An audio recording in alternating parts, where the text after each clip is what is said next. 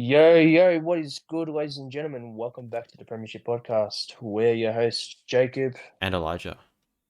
and let's get crack-a-lacking right into Anzac round, and we're just going to go straight into power rankings. It's going to be a short episode this week, and power rankings, here we go.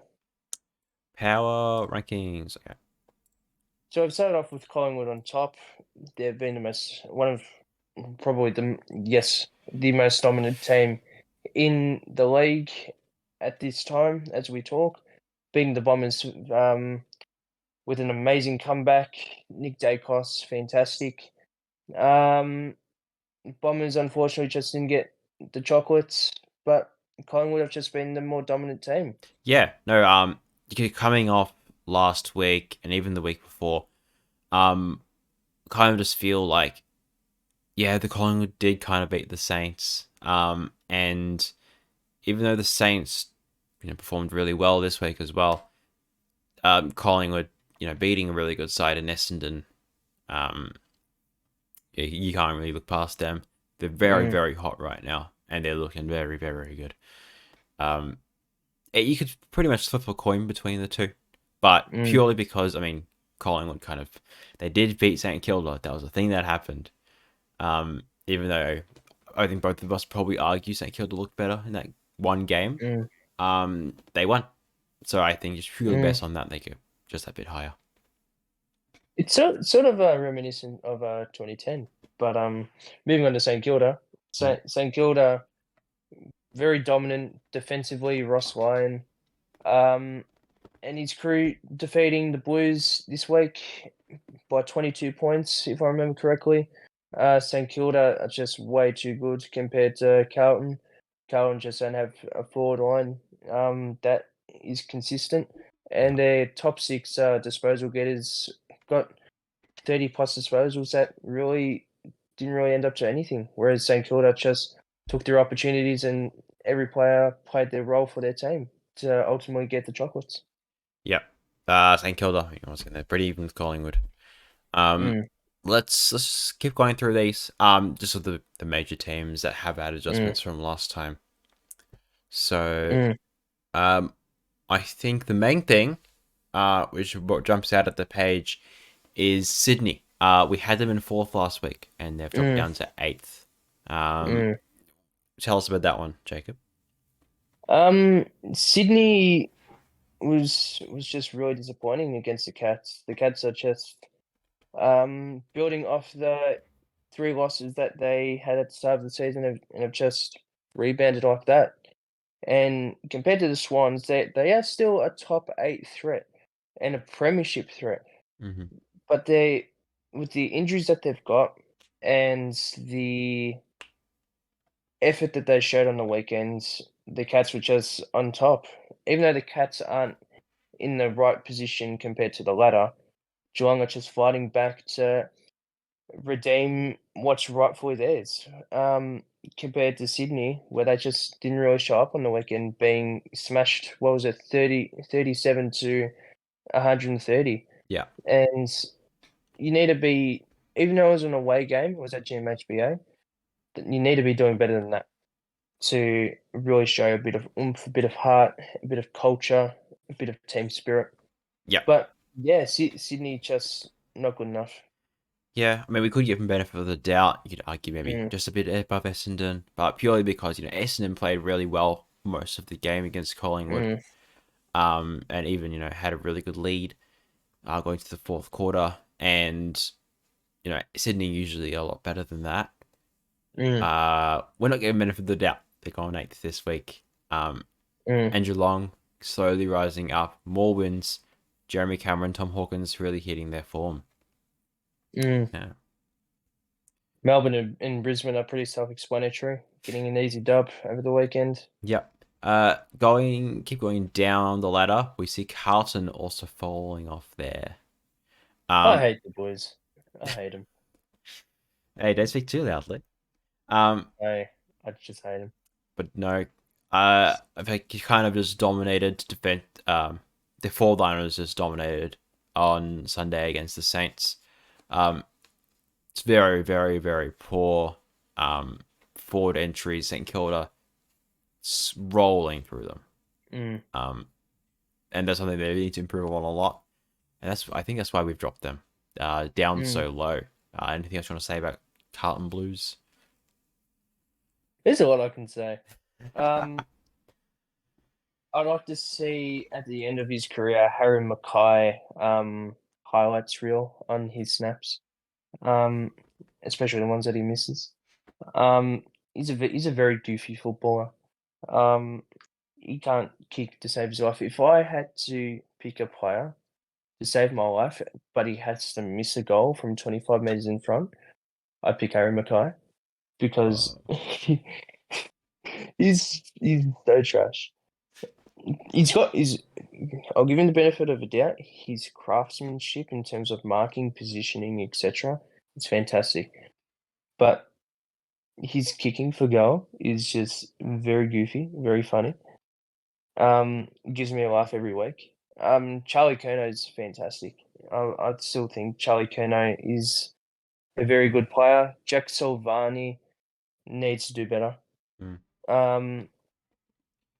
There's a lot of players who need to do better, but the main thing that really stood out for me is the amount of players who had meaningless possessions are getting 30 plus disposals. They get rolled by St Kilda by 22 points. You'd expect a bit more consistency going into the forward line if you're racking up those types of possessions.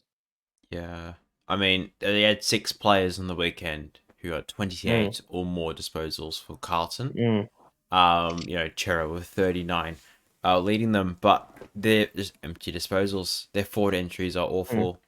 And St Kilda really capitalised off them. And it's been a recurring theme. Adelaide doing the same thing the week before as well, gather round. And I worry for Carlton because they don't really have a much of a plan going forward besides kick it to the tall guys. Granted, a lot of teams do that, but it doesn't work out most of the time, and they need more. We've moved the Hawks up the ladder by 2 positions, if I remember correctly. Yeah. And that's solely because Hawthorn have shown a bit of fight and they've lost 2 close games compared to the Roos and Eagles just sort of being there. Even though the Roos started off the season really, really well, especially in the first 2 games, they've just sort of been thereabouts, whereas the Hawks have just shown a bit more oomph. Yeah, I mean, Hawks only lost by half a kick to Adelaide. They had it until the last 5 minutes. And look, we put Adelaide 5th. They're thereabouts. I mean, they're a top 6 side for sure. We can't have Hawthorn sitting there. Yeah, we can't have Hawthorn sitting in 18th just because they're bad. When they pretty much nearly won that game, and West Coast is just sitting there. They're pretty much a waffle team at the moment, and the North Melbourne just aren't quite there right now. They need to get their mojo back. So Hawthorn moving up. One last team I want to touch on, unless you have any others as well. Gold Coast above Richmond. What do you think about that move? I don't mind that move. I know last week I gave Richmond the benefit of a doubt and put them up the ladder, but they've moved down. They started off really well against the D's, but unfortunately, they're just not good enough. They're even a bottom 6 team. Yeah, I'd hate to admit it, but they are probably bottom 6 with Fremantle. Fremantle being really disappointing as well. But the move to put Gold Coast up, they're not a top 8 team, but I do agree with the fact that they are improving as a club and as a team. It's just where do they go from here to make that jump into top 8 position? Yeah, I mean, for me personally, most of the impact from Richmond came from the young guys. A lot of the older guys are just running. That's all they're doing. You had Cumberland and Samson Bryant, who I think were really good down forward for Richmond. And then you also had Taranto, really, really good game, which is getting better. So that's good to see. Riewoldt with 4 goals. He did kick 4 goals. You could argue he's still in pretty good form, but I am not sold on that yet. Mm-hmm. And a lot of other older Richmond guys, they're just not there. Dusty isn't back. I don't think he'll ever be back to his form. I'd like to see him back. Not as Mm, a Hawthorn supporter, but as an AFL fan in general, it'd be nice to see someone who's really good get back in form. Um, mm, Nan Curvis is still out for a few more weeks, I think. Um, mm, but even until then, I don't expect Richmond to make a lot of noise. mm, Um, Gold Coast though making a lot of really good win against North Melbourne. And even the week before, they they did a really good job at keeping Fremantle away from their lead until the third, fourth quarters. They need mm, to work on their longevity a bit, but overall, I think Gold Coast sits a bit above them. All those back. mm. Yeah. Agreed. Bulldogs and Port Adelaide are the middle tier teams that I feel they can push that for that top eight. Mm-hmm. But at the same time, they're from Carlton to probably Essendon. They're probably the mid tier teams at the moment. Yeah, that's fair. I fully expect if Bulldogs win, yes, this week against Hawthorn, and round 8 they have Giants. If they keep really Mm, convincing wins against those two teams as well, you can definitely see them pushing into, I guess, in uh, power ranking wise, top 8 mm, because their system is working, their tall forwards are there. Whereas you can't really see the same consistency hitting the same strides with like Port Adelaide or mm. Carlton. So yeah, But who would they replace in the top eight though? Would it be the Bombers? Would it be the it'd Swans? be interesting. Um, Essendon will play Geelong. We'll get into that. They play Geelong Mm, this week on the Sunday, and the Swans play the Giants. So if either of mm, those teams decide to, fall asleep at halftime or just don't rock up at all, mm, we'll see the nature of these teams after coming back from a loss. mm. Um, we'll dive into those very shortly. I guess that's actually a pretty good segue into the predictions. Yeah, Unless you want to say anything else. no, I think that pretty much explains all these other picks. And we'll Mm. we'll do power rankings from next week onwards as well. Sweet as cheese. I don't think cheese is very Predictions. sweet, but yeah. Round 7 Haha. predictions. Starting off on the Friday night, today actually, when this recording this, Mm-hmm. St Kilda hosting Port Adelaide at Marvel Stadium. Thoughts? Thank you to get the chocolates for me. Yep. Solely because not solely because of home ground advantage, but because of the way they defend and the way they attack. They take every single chance they have to kick a goal, and when they defend, it's very hard to penetrate through it. Yep. I'd also agree. Just at Marvel Stadium, I feel like St Kilda's a bit more advantaged. Mm. Um, Port Adelaide do lose Todd Marshall. Mm-hmm. A couple of other players at Georgiades. yeah, it's gonna hurt him a little bit, but Mm. it's I don't think it's too bad. Mm. But even if they had like all those players will be out and injuries, St Kilda will always still win, don't they? Which is with the culture they Mm. have there, you still probably favour them. Mm. Totally agree with that. Yep. Next game. All right. On the Saturday morning, well not morning, early afternoon, Early over. Fremantle flying up to Brisbane to play the Lions. Lions win by a point. No Five. joke. They probably win by a lot more than that. Yeah, I was gonna say.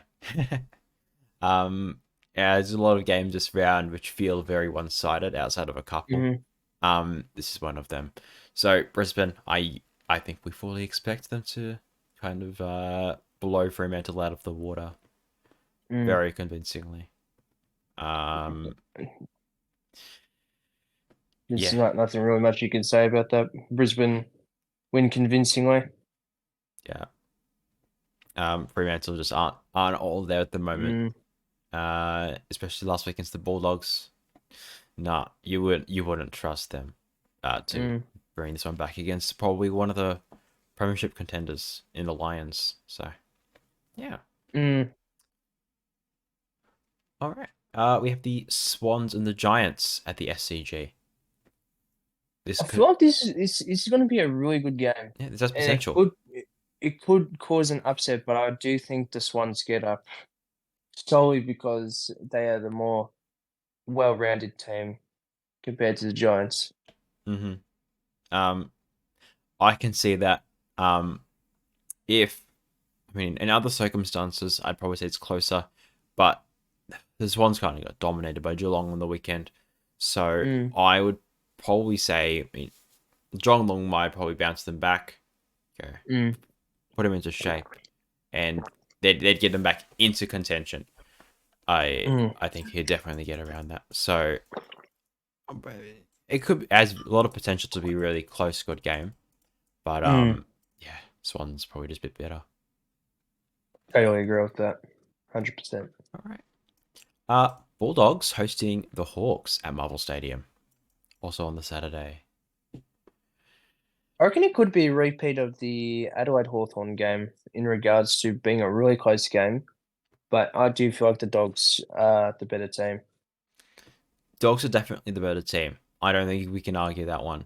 But Hawthorn, close game, or close loss against the Crows. Crows are one of the better teams right now. They could, I'm not saying they'll upset them, but they could make it a close game. Yeah.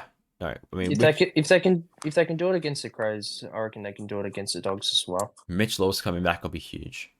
A couple of debutants as well. A couple being axed, unfortunately, but a lot of debutants make it a bit exciting as well. Yep, and Will Day back from suspension as well. Really big. Oh yeah. For the Doggies, Tom Liberatore's out injured, and McLean's been taken out. But Bailey Smith's in for the Doggies. So that's something for the Doggies to, I guess, counteract the Will Day and Mitch Lewis coming back in for the Hawks. Josh Wood too as well.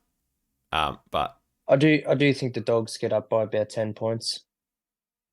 I'd probably expect them to get a bit higher than that. I will not be surprised if they win by 10 goals. But I can also see Hawthorn making this one a pretty good contest. So, yeah. Totally agree. Next game. Cool. Melbourne hosting North Melbourne. Next. North Melbourne win quite convincingly. No, Melbourne win very, very easily. Not much I can say about that, but Melbourne just win. Melbourne by the moon and back. West Coast in Perth hosting Carlton. Carlton should get the dubs. Yeah, they should get the dubs by about 30 points. It is in Perth. That's the only catch to it, which we can't really say about the game before it. But it is in Perth, which historically has a bit of a chance of making a bit of an upset. But I definitely would take Carlton. I'm not arguing that one. Totally agree with that as well. By around 30 points. Yeah, I mean, across the last few rounds, Carlton's had a lot of trouble going forward. Just making opportunities for themselves. But against a very young West Coast side, do you think they'll be disciplined enough to be able to stop Harry Mackay and Charlie Curnow from dominating their forward line? No. No way. I still think in the middle of the ground, they might have a good chance. You have a lot of good young guys, and even down forward, West Coast have, Oscar Allen. So there's things West Coast can work with to do something. But yeah, I think Carlton have the maturity, which is surprising to say. That's the first time we've said that in a long time. But yeah, Carlton's a bit more mature, we think. Okay. On to the Sunday. Essendon hosting Geelong at the MCG. Geelong with their biggest test Yeah. this year. In regards to losing the first 3 games and now winning the next 3. They had a good test against Sydney, which is good quality opposition, but they just blew them out of the park. But now it's time. I'm surprised this isn't a prime time game at 3:20. But it's a real test for them against quality young opposition in the Bombers, and both Scots up against each other. Both coaches being brothers, they're up against each other once again. Yeah. So, which brother will get on top? And I feel like the latter says Geelong. Yeah, I can see that. Country game, both Scots. It should be a good one. I can definitely see Geelong getting over the line, but now this is my only upset of the round. I'm taking Essendon. Wow. I'm not a fan of Essendon. If you know me, they are not. I would rather go watch anything else than support Essendon in anything they do. But I have them winning this game. I think coming off last week, poor performance in the last quarter against Collingwood. They'll get whipped into shape, similar to Sydney, and I expect this one to be a very close game. It will be. I think they might just sneak over the line against Geelong at the MCG. I think that's an important distinction to make. It's not a GMHPA, to the MCG, wider ground. I think it works more into Essendon's play style, tactically, than what Geelong are used to over at GMHPA, and to an extent Marvel. They don't really play there. How do you think the Bombers will counteract Jeremy Cameron? I don't think they will. You don't think they will? No, I think it's going to come through the middle of the ground, I think, from Essendon. And it might be a bit of a shootout. I think through the middle of the ground, I might take Essendon. And going forward, is Tom Stewart playing? I don't think so. I'm not sure. I guess for Essendon, Tip and Woody's back. That's great. D'Ambrosio, Zach Merritt's back from suspension. So really, really good for Essendon. And then Geelong, they lose Cam Guthrie, but they get back Bruin, Buse, Segler, and Dempsey. So it should be a good game. I just expect. I expect the unexpected. I don't know what I'm saying with this. So I'm Cats and your Bombers. Yeah. Surprisingly. Fair enough. All right. Primetime Sunday. Bit of a stinker, this one. But Marvel Stadium, Richmond, Gold Coast. Damien Hardwick's favourite football ground in all of Australia. He loves it. He loves it. MCG, Marvel Stadium, yummy. They should play the grand final there sometime. Yeah, 100%. Oh yeah. Richmond should get the chocolates here. I can see sneaky Gold Coast making a bit of noise. Purely because of the way they play and the preferred way of playing. And with the dimensions of the ground and all that. I think if it was last year, I'd probably argue, me last year in these circumstances, I'd argue probably Gold Coast. But I think Richmond here, with the younger guys in Taranto and all that, and Rewalt, I don't think Gold Coast has an answer for Rewalt. I think they brew in. Enough said. I agree with that as well. And the last game is Collingwood Adelaide. Yeah, in Adelaide as well. In Adelaide. I've got the Crows. Yeah, which is a good pick. It's in Adelaide. You'll take the home ground advantage any day of the week. But I'm taking Collingwood. Collingwood are very good. So is Adelaide. They're both very good teams. It's anybody's game, and it's going to stuff up a lot of people's tipping for the week. But I do feel like the Crows will get up just purely based on the excitement of their forward line. Yes, that is fair. My one counter argument to everything about any other team is Nick Dacos. Nick Dacos. Do you reckon they'll tag him or not? They have to. Or they'll at least have to try to. Otherwise, he's going to end up with 40 disposals, 2 goals, and I don't know. There's no medals in this game, but he'll get one anyway. Another 40+ disposal game for him. Oh, he's so good. But no, it'll be an interesting game though. I do feel like personally, Adelaide's run ends here. That's just the way I feel about it. They've had a few good wins, a couple close ones. Hawthorn last week. There's a bit of weakness there, but I think their run kind of ends here. Collingwood does, I think, a bit better. What do you think? Collingwood. What do you think? Why are you so sold on the Crows? I just think their forward line compared to other teams that the Buds have come up against is very unique, and they're exciting, fast, young, and with Tex Walker at the helm being that main key forward man who leads the troops up forward. I feel that'll get them the chocolates. Their defense, however, is a bit questionable. I do feel like their midfield is it's the toughest in the league with Berry Laird. They're tackling machines. So I reckon it'll be similar to last year's game where it came down to the wire, and I reckon the Crows will get up. That's fair. Adelaide also do have a few ins, pretty big ins. Himmelberg, in. Oh yeah, Himmelberg. Schoenberg, in. And Matt Crouch, in. Matt Crouch? Yeah. Wow. So they've got a few really good pieces coming back. The one notable name for Collingwood coming back is Taylor Adams.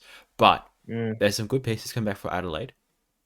I do feel like the Crows can win this. This is anyone's game.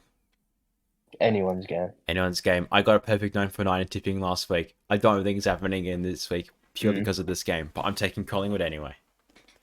So. Bit of a shot in the dark this game. Yeah. Cool. And I guess that's where this episode leaves off. We didn't really get into anything, but just keep it short and simple. Yep. Next week we'll be moving back into normal stuff. Going through all our funny montages and such. But other than that, any final comments from you, Elijah? Before we get into the Tassie talk, I think there's a lot of drama around that, and there's a couple of thoughts around I have, roaming around my head. Who's your player of the week? Player of the week from last week. I think it's pretty obvious. Bontempelli. That's not who I expected you to say at all. You're probably going to say Cameron, aren't you? No, Dacos. Nick Dacos. I did say Nick Dacos in round 2, so I'm not picking him again. But Nick Dacos. You can't resist. Nick Dacos is so good. The temptation. He's too good. I will counteract and say Charlie Cameron with the 7 goals against the Giants. I'll take that. He's my player of the week personally. And you have Bontempelli. Yep. Very, very good picks. I rate that a lot. He played really, really well against the... who was it again? Fremantle. That's it. Great game there. Good performance. Anything else, or do you want to tell us your thoughts on Tassie? I reckon we'll leave Tassie for another time where we can actually go really in depth with it and see how it pans out over the weekend. That's fair. For reference, people who are not sure, I think it's I'm not sure it's confirmed, but it's alleged that there has been a contract signed for Tasmania to enter the comp as the 19th team. So that's unless it hasn't been confirmed, it's pretty much is though. Confirmed, they're the 19th team in Tassie. Before we do end off the episode, we'll probably get into the thoughts maybe next week. Maybe a bit more. Who would you like to see as in 20th team? Just throw a couple of names out, if you have any.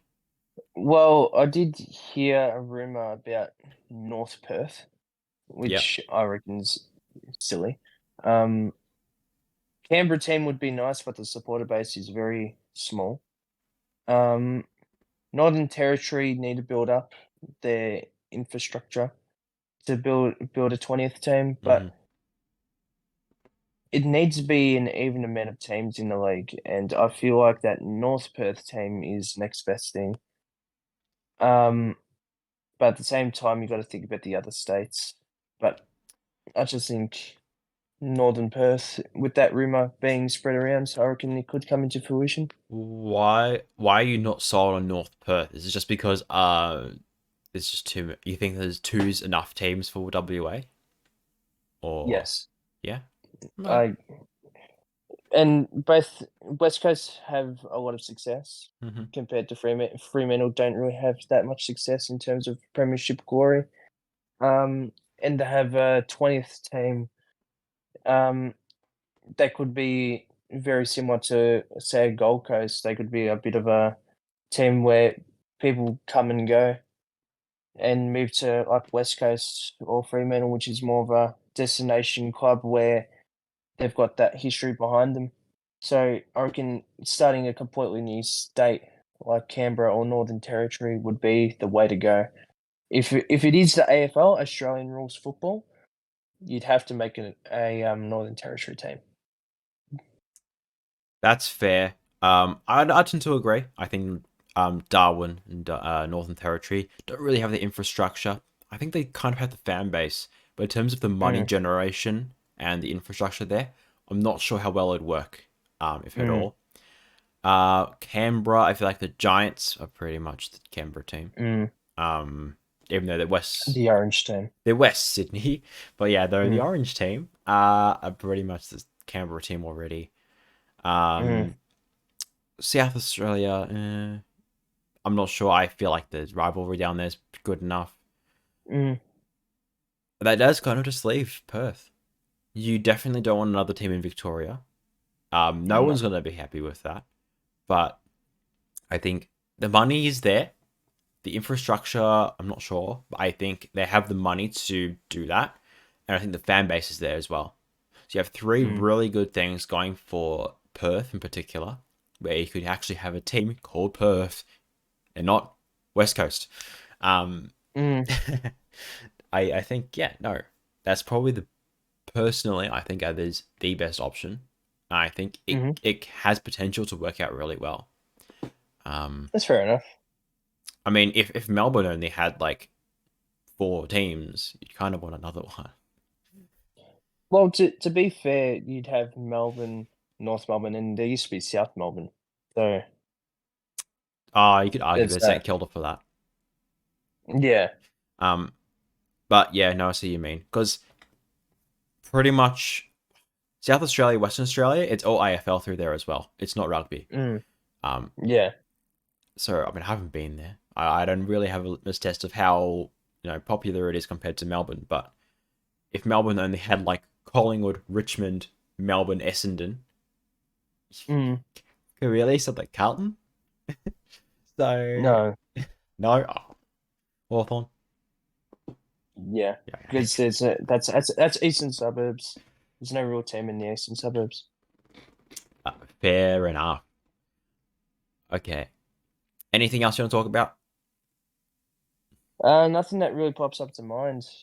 I guess we'll discuss more about the Tassie team next week. Yep. So next week, Tassie team, power rankings, more player of the week. Through the rounds. Round preds, all the fun stuff we usually do. All the goofy Sigma male stuff. Yes. All right. Thank you all for coming on this week's very short and belated episode. I think from now on, episodes will be coming out every Friday. So stay tuned for that. So from Mondays to Fridays now, just to get more consistency again. Yes, Remember sir. to subscribe, notification bell on YouTube, all the fun stuff you probably know about, so you can hear more from us. We are over on Twitter too. We tweet out when all of the episodes are out and other things that happen during the week too. So stay tuned with all those. And yeah. Jakob and Elijah and the Premiership Podcast out. Thanks, guys.